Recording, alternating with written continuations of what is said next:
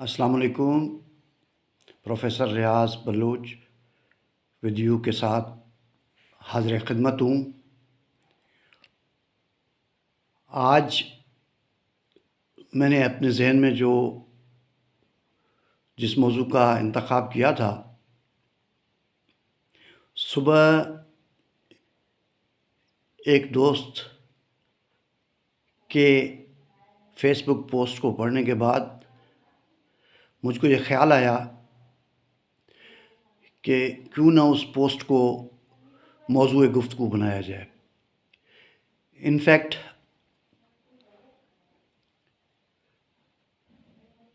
मैं कल के अपने लैंड रिफॉर्म्स के आखिरी वीलॉग में जिन चीज़ों की निशानदेही की थी और उसमें मैंने ये बात की थी कि शहीद जुल्फ़िकार अली भुट्टो ने ब्यूरोक्रेसी पे लैंड रिफॉर्म्स के हवाले से उनको इन्हिसार क्यों करना पड़ गया, तो मैंने अपने तज्ज़िये की बुनियाद पर मैंने कुछ चीज़ों की निशानदेही की थी और मैंने वाज़ेह तौर पे कहा था कि ये मेरा तज्ज़िया है और इसके इशारे तो मुझे मिल रहे हैं मुख्तलिफ़ उसकी तकारीर में, मुख्तलिफ़ उसके खुतबात में और मुख्तलिफ़ किताबों में, लेकिन मैं इस पे वाज़ेह नहीं था। तो सुबह जो है वो हमारे एक दोस्त जो बहुत ही पढ़े लिखे हैं, इंटेलेक्चुअल हैं, अदब से उनका ताल्लुक़ है, शहीद जुल्फ़िकार अली भुट्टो के नज़रियात से बख़ूबी वाकिफ़ हैं, भिटाई पे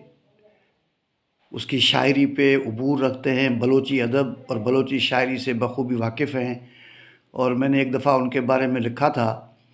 कि वो सिंध और बलूचिस्तान के अवाम के दरमियान अदबी नुक्ते निगाह से, सकाफ़ती नुक्ते निगाह से एक पुल का किरदार अदा कर रहे हैं। रवायती अदीबों की तरह वो बड़ा नाम नहीं है, रवायती लिखारियों की तरह वो बड़ा नाम नहीं है, लेकिन मेरे नुक्ते निगाह से उसकी बड़ी अहमियत है। उसका नाम भी इत्तफ़ाक़ से रियाज़ बलूच है। उन्होंने सुबह शहीद जुल्फ़िकार अली भुट्टो के इब्राहिम हैदरी के अंदर एक जो कि उस वक्त जो है ना वो कराची और आज जो है ना मलीर का एक अहम इलाका है, वहाँ पर एक खुली कचहरी मुनक़िद की थी और उस खुली कचहरी में जो उसने गुफ्तगू की थी उसको उसने लिखा है। सबसे पहले तो मैं बताना चाहता हूँ कि ये एक अंग्रेज़ी अखबार में छपा था। उस अंग्रेज़ी अखबार का जो अक्स है रियाज़ बलूच साहब ने अपने फ़ेसबुक में लगाया है, मैं उसको पहले अंग्रेज़ी में पढ़ना चाहूँगा।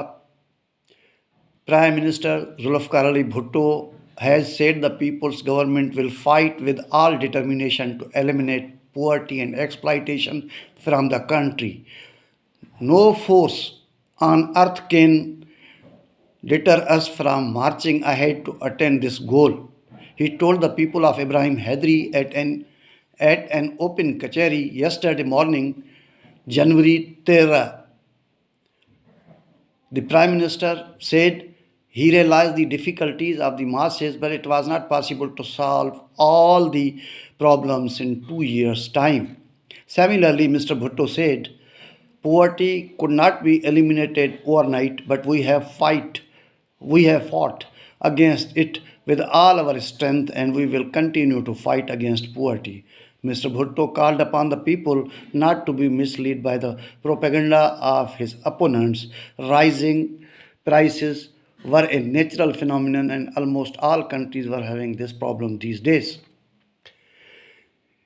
इसका जो उर्दू तर्जुमा है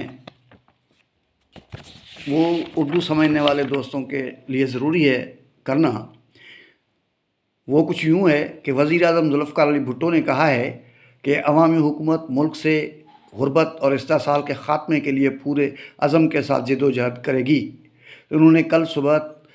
13 जनवरी 1974 की बात है को एक खुली कचहरी में इब्राहिम हैदरी के लोगों से कहा,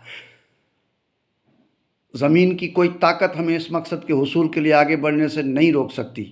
وزیر اعظم نے کہا کہ انہیں عوام کی مشکلات کا احساس ہے، لیکن 2 سال میں تمام مسائل کو حل کرنا ممکن نہیں ہے۔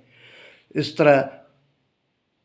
بھٹو صاحب نے کہا کہ غربت کو راتوں رات ختم نہیں کیا جا سکتا، لیکن ہم نے اپنی پوری طاقت کے ساتھ اس کے خلاف لڑا ہے اور ہم غربت کے خلاف لڑنا جاری رکھیں گے۔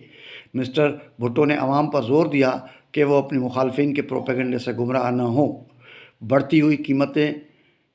تھے، یعنی پاسٹ کے حوالے سے اس نے بات کی، ایک قدرتی واقعہ تھا اور ان دنوں تقریباً تمام ممالک کو یہ مسئلہ درپیش تھا۔ ان دنوں تقریباً تمام ممالک کو یہ مسئلہ درپیش تھا۔ میں نے کل کے ویلاگ میں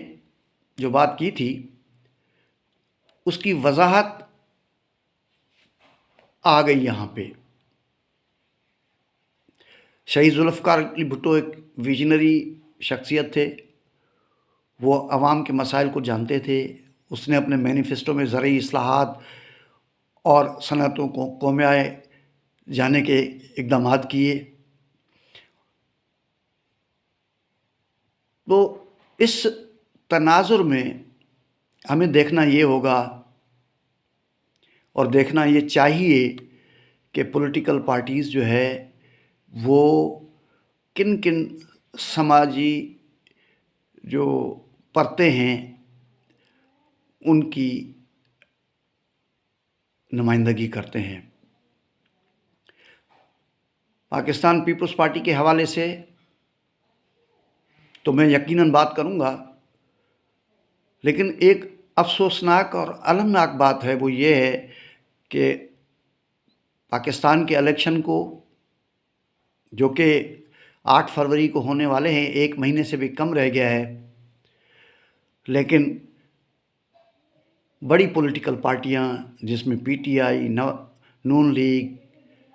نئی جو ابھی بننے والی جو پارٹی ہے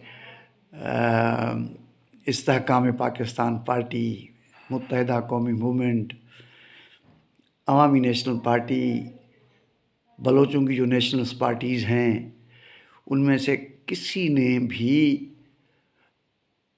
اپنے انتخابی منشور کو جاری نہیں کیا ہے۔ پیپلز پارٹی کے چیئرمین نے 10 نکاتی ایجنڈے کا اعلان کیا ہے۔ اب پاکستان پیپلز پارٹی کی منشور کمیٹی یہ بتا سکتی ہے کہ وہ مینیفیسٹو ہے یا ایک پالیسی ہے جو چیئرمین بلاول بھٹو اقتدار میں آنے کے بعد جاری رکھنا چاہتے ہیں یا اس کی شروعات کرنا چاہتے ہیں۔ مینیفیسٹو بنیادی طور پہ پارٹیوں کے وہ ارادے ہوتے ہیں، سیاسی پارٹیوں کے وہ ارادے ہوتے ہیں جو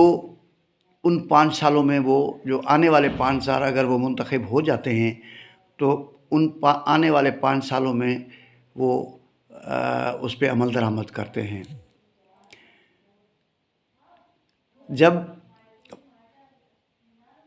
پارٹی منشور جاری ہوتا ہے تو خود پارٹی کے کردار کا بھی پتہ لگتا ہے کہ یہ پارٹی کن سماجی گروہوں، کن کمیونٹیز، کون سے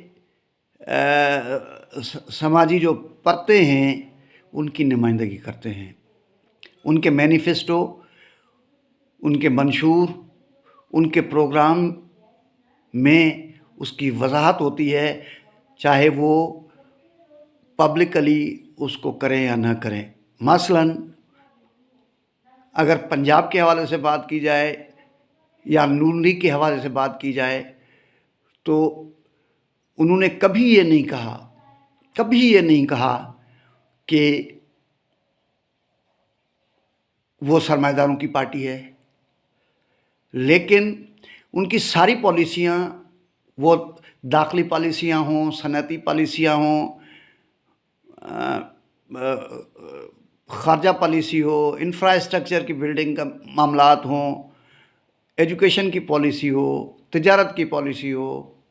صنعتی پیداوار کی پالیسی ہو، اس میں یہ بات جھلکتی ہوئی نظر آئے گی کہ وہ پنجاب کے قومی سرمایہ دار، پنجاب کے سرمایہ داروں کی پارٹی ہے اور اس کا سیاسی ترجمان ہے نواز شریف۔ گو کہ جیسے دوسری پارٹیاں نہیں کہتی ہیں کہ وہ کسی خاص گروہ یا خاص طبقے کی نمائندگی کرتی ہیں، بالکل نون لیگ بھی اسی طرح سے ان کی سوچ ہے۔ اسی طرح سے جو ہے عوامی نیشنل پارٹی ہے، پختونخوا ملی پارٹی ہے، سب جانتے ہیں کہ ان کے پروگرام، ان کے مینیفیسٹو میں پختون جو نیشنلزم ہے اور پختون نیشنلزم کے حوالے سے جو پختون مڈل کلاس ہے اور پختون جو سرمایہ دار ہیں ان کی سیاسی نمائندگی نظر آ رہی ہوتی ہے۔ اسی طریقے سے بلوچوں کی جو نیشنلسٹ پارٹیاں ہیں ان کا بھی محور اور مرکز جو ہے وہ بلوچ سوسائٹی کے حوالے سے جو مختلف پرتیں ہیں وہ ہوتی ہیں۔ تو پیپلز پارٹی کا جب بھی پروگرام آتا ہے وہ ایک طرح سے جو نچلے طبقات ہیں، جو کمزور لوگ ہیں، جو مزدور لوگ ہیں، جو کسان لوگ ہیں، ان کی اورینٹیشن یا ان کے پروگرام کا جو رخ ہوتا ہے وہ اس طرف ہوتا ہے۔ حالات کی ستم ظریفی ہے یا محنت کش طبقات کے طرف سے عمومی طور پہ تحریک کی کمزوری ہے یا سماج کی طرف سے سیاسی قوتوں پر دباؤ کم ہونے کی وجہ سے یا جو عالمی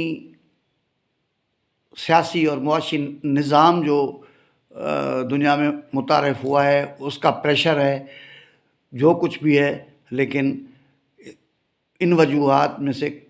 سارے وجوہات بھی ہو سکتے ہیں، کوئی ایک دو وجہ بھی ہو سکتے ہیں، پولیٹیکل پارٹیاں اپنے پروگرام اور اپنے مقاصد میں کامیاب نہیں ہوتی ہیں۔ مثلاً یہ ساری پارٹیاں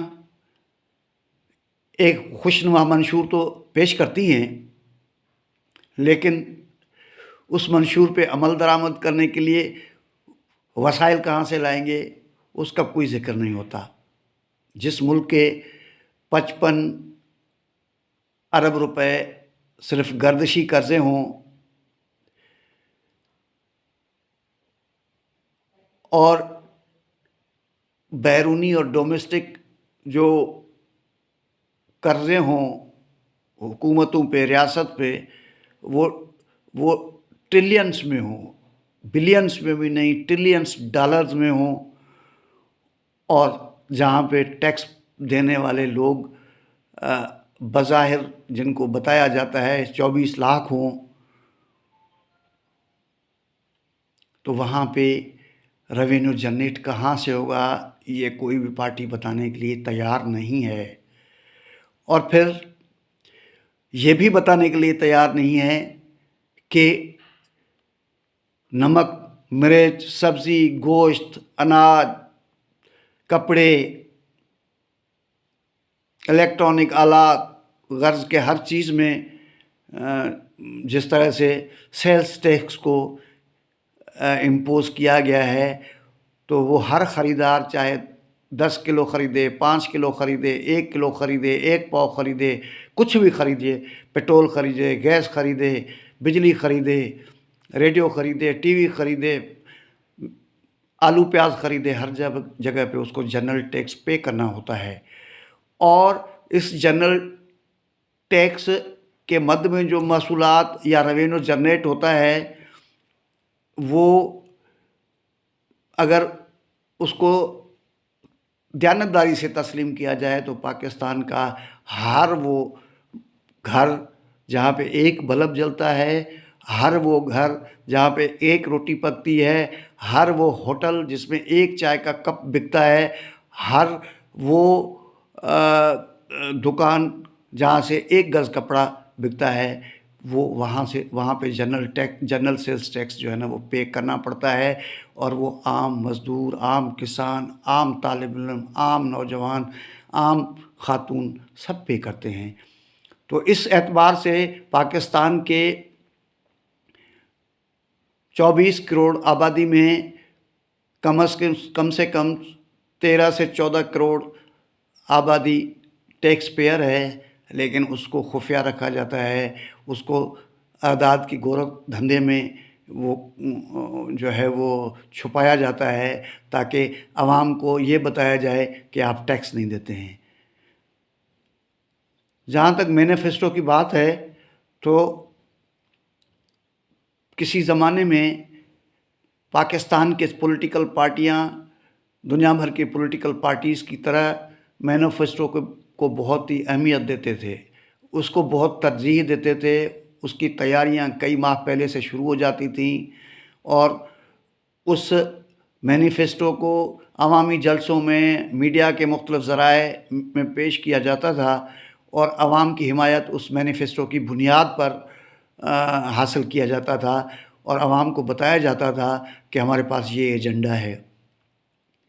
लेकिन आजकल मैनिफेस्टो एक गैर अहम डॉक्यूमेंट हो गया है जिसको रस्म के तौर पे शायद छापा भी जाएगा और पब्लिश भी किया जाएगा, लेकिन अवामी जलसों में उसकी कोई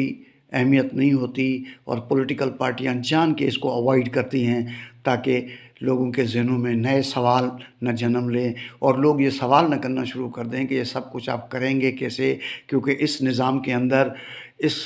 मुआशी तरक्की के सतह पर इस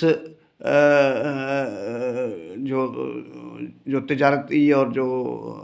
सनती पैदावार के अंदर, इस ज़राई पैदावार के अंदर तो ये गुंजाइश ही नहीं है कि आप इतनी बड़ी तब्दीली अपने ज़िम्मे ले लें और उस पर अमल दरामद भी करवा सकें। यही वजह है कि गुज़श्ता कई दहाइयों से सियासी पार्टियां अपने मैनिफेस्टो और मंशूर पर अमल दरामद करने में नाकाम रहे हैं। लिहाजा अब जिस तरह से सियासत जमूद का शिकार है, वो यूटिलिटी अपनी खो चुकी है, इसी तरीके से अब जो है वो मैनिफेस्टो और मंशूर भी जो है ना अपनी यूटिलिटी खो चुकी है। हम ये समझते हैं कि मुल्क के अंदर अगर सियासत को फ़ाल करना है, अवामी शिरकत को यकीनी बनाना है और अवामी हुकूक, चाहे वो मुआशी हों, चाहे वो समाजी हों, चाहे वो कानूनी हो, सबका तहफ़्फ़ुज़ करना है, तो सबसे पहले आप इधर उधर देखने के बजाय आप आवाम की तरफ देखें,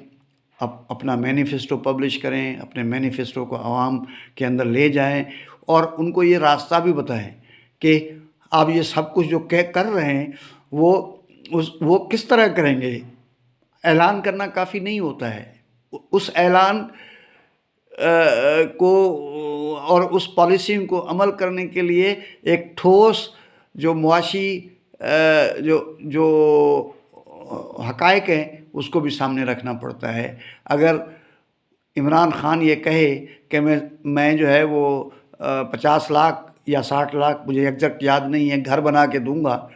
तो वो महज उसका ऐलान था, क्योंकि पाकिस्तान के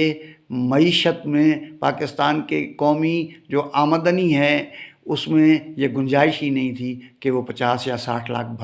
घर बना सकता था। 3.5 करोड़ की नौकरियां, 3.5 करोड़ नौकरियां दूंगा, लेकिन वो नौकरियां दी तो क्या, उसने नौकरियां, ऐसे हालात हुए कि वो नौकरियां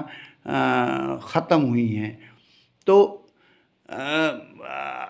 कोई लीडर अपनी करिश्माती जो शख्सियत है या उसकी जो कोई भी हो, XYZ में किसी एक का नाम नहीं लेना चाहता, कोई अपने किसी ख़ास अदा की वजह से आवाम को मुतवज्जह भी कर ले, लेकिन सच ये है कि एंड ऑफ डे उनको कुछ हासिल नहीं होता। इसलिए नहीं कि वो कुछ करना नहीं चाहते, वो करना बहुत कुछ चाहते हैं, लेकिन वो उस निज़ाम के अंदर रहकर करना चाहते हैं, इस निज़ाम को छेड़ना नहीं चाहते और इस मुरवजा निज़ाम में इसकी गुंजाइश नहीं होती, जिसकी वजह से वो अपने उस प्रोग्राम और मकसद तक नहीं पहुंचते। बहुत शुक्रिया। उम्मीद है कि आज आपने जिस मौजू पर मैंने बात की उसमें कुछ चीज़ें आपको समझ में आ गई होंगी और ये सिलसिला इंशाअल्लाह चलता रहेगा। बहुत शुक्रिया।